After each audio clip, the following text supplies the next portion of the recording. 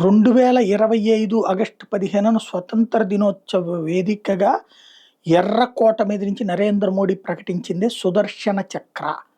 అది 2035 నాటికి పూర్తి కావాలి. DRDO feasibility report already submit చేసేసింది. 2 ఫేజుల్లో ఇది ప్లాన్ చేస్తున్నారు. 2025 నుంచి 30 దాకా ఫస్ట్ ఫేజ్, 30 నుంచి 35 దాకా సెకండ్ ఫేజ్.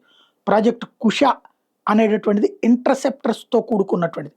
150 నుంచి కిలోమీటర్ల దూరంలో ఉన్న లక్ష్య వచ్చే 150 కిలోమీటర్ల దూరంలోనే మన మీదకి వచ్చేటటువంటి శత్రువులకు సంబంధించిన ఆయుధాలు నిలువరించేది ఒకటి, 250 కిలోమీటర్ల దూరంలోది ఇంకొకటి, 350 కిలోమీటర్ల రేంజ్లో అడ్డుకునేది మరొకటి.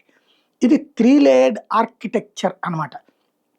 స్పేస్ బేస్డ్ డిటెక్షన్ అంటే శాటిలైట్స్ ద్వారా అంతరిక్షం నుంచి కనుక్కుంటూ చూస్తూ యాక్షన్ తీసుకునేది. మిస్సైల్ ఇంటర్సెప్షన్ అన్నటువంటి టోటల్ ఎస్టిమేటెడ్ కాస్ట్ 1,30,000 కోట్ల నుంచి 1,70,000 కోట్లకి అయ్యేటటువంటి అవకాశం ఉంది. ఈ టోటల్ ప్రాజెక్ట్ పేరే సుదర్శన్ చక్ర. ఇది శరవేగంగా అడుగులు పడుతున్నాయి అన్నటువంటిది ఏదైతే డాక్టర్ కలాంకి సంబంధించినటువంటి హెడ్ చెప్పుకొస్తున్నారు.